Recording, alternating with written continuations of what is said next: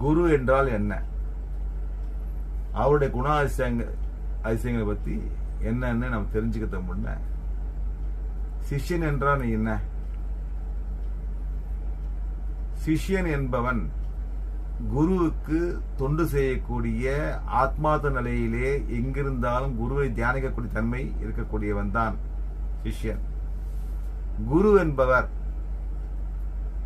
சிஷ்யர்களையும் பக்தர்களையும் மேம்படுத்தக்கூடிய தன்மையும், ஆன்மீக விளக்கங்களையும் சிக்கலுக்கு உண்டான விளக்கங்களையும் வேதங்களின் அர்த்தங்களையும் ஞானத்தையும் போதிப்பவர். அவருக்கு தனிப்பட்ட விருப்பு வெறுப்பு எதுவும் இருக்காது. இப்ப இருக்கக்கூடிய குருக்கள் எல்லாம் வித்தியாசமாக இருக்கிறார்கள், விருப்பு வெறுப்போடு இருக்கிறார்கள். அப்படி அல்லாமல் விருப்பு வெறுப்பு அற்று தன் சிஷ்யர்களுக்காகவும் பக்தர்களுக்காகவும், ஏன் ஊருக்காகவும், ஏன் நாட்டை ஆளக்கூடிய ராஜாக்கள் கூட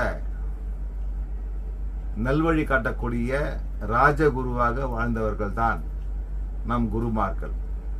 தெய்வங்களுக்கே விளக்கம் சொல்லக்கூடிய அளவு